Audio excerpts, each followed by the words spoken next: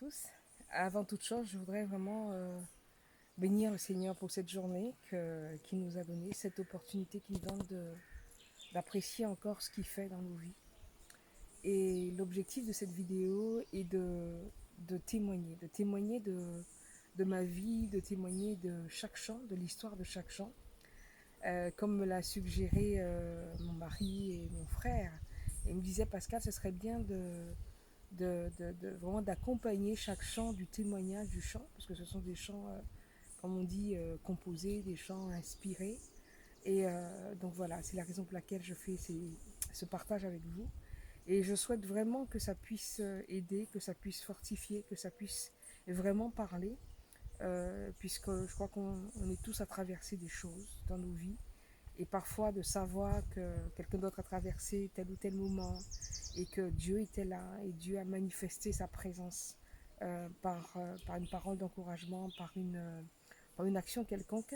Je crois que le témoignage est fait vraiment pour édifier l'Église et fortifier l'Église. Donc ce matin, je vais commencer par un chant qui est Yahweh, où c'est tout pour moi. Alors ce chant, je l'ai reçu en 2014.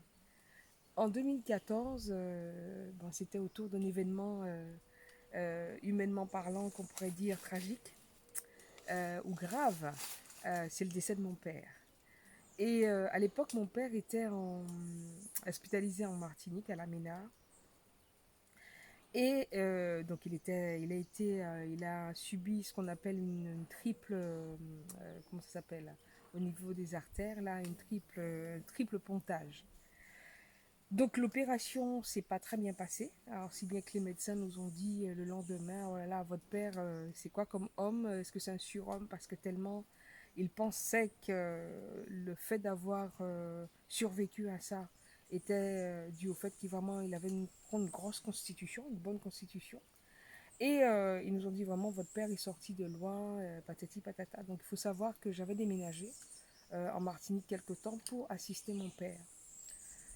Mais après cette opération, après cet avis des médecins qui disaient bon, écoutez, votre père, il s'est sorti d'affaires, il s'est passé plusieurs événements. Alors, tantôt, il allait bien, tantôt, il allait pas bien, tantôt, il allait bien, tantôt, il allait pas bien. Et vous savez, en tant que croyant, on a beau croire dans le Seigneur, mais les choses de la vie, parfois, nous font vaciller notre foi. Et tantôt, j'avais la tête haute, regardant le Seigneur, et tantôt, j'avais la tête basse. Et je regardais à ce que disaient les hommes, ce que disaient les médecins, et je m'appuyais sur cette parole. Je m'appuyais sur la parole des médecins, et donc du coup, mes humeurs, du coup, ma foi, vacillaient et dépendaient de ce que les médecins disaient. Et un jour, je me rappelle, mon petit frère m'avait parlé de cette histoire dans la Bible où cet homme avait sa fille malade et il y avait beaucoup de bruit. Il y avait des gens qui parlaient, qui disaient mais non, ta fille est morte. Alors vous connaissez sans doute cette histoire. Et lui, il avait décidé de s'appuyer sur le Seigneur, d'avoir sa foi en Jésus et de dire que moi j'ai confiance en Jésus, peu importe le bruit là, j'ai confiance en Jésus. Et si bien que dans l'histoire, bon, sa fille va vivre, je crois que c'est Jairus. Et mon frère m'avait partagé cette histoire et ça m'a vraiment interpellée. Et je me suis dit, ok, il faut que je fasse taire le bruit qui est autour de moi. Le bruit, c'était les médecins. Le bruit, c'était des autres patients, des familles de patients qui disaient, ah ouais, ton père a subi ça. Oh, ça va pas, il va pas s'en sortir. Oh là là. Et voilà, tantôt. Et je me suis dit, Pascal, il y a quelque chose à comprendre.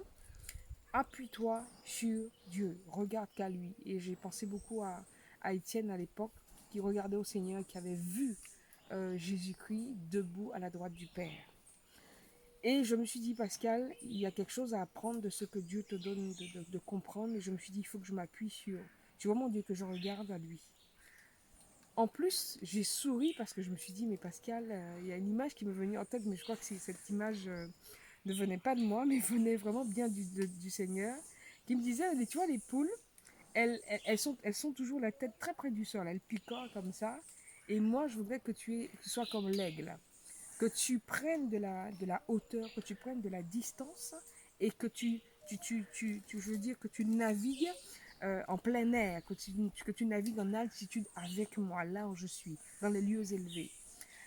Et je dis, waouh, ça c'est une belle image. Et j'ai vraiment décidé à un moment donné de me confier au Seigneur, de regarder à lui, peu importe ce qui allait arriver. Et c'est là que j'ai retrouvé une paix et une sérénité que le monde ne pouvait pas me donner parce que le monde, te, je veux dire, quand le monde se fie à ce qu'il voit, le monde se fie à ce qu'il entend, le monde se fie aux choses palpables. Et le Seigneur me disait, regarde à l'invisible, à ce que tu ne vois pas. Et ce chant m'est venu, voilà, vraiment inspiré. Yahweh, oh, c'est tout pour moi. Et moi, qu'à garder, et moi, qu'à espérer, et moi, qu'à voir, rien qui vous. Et c'est pourquoi on a chanté Alléluia. Et ce chant, alors, ce qui est particulier, c'est un chant dynamique. Je le recevais dans mon esprit, mais de façon dynamique. Et je me disais, mais c'est presque indécent, quoi. C'est-à-dire que tu es en train de traverser un moment difficile. Peut-être que ton père va partir et Dieu te donne un chant dynamique de joie.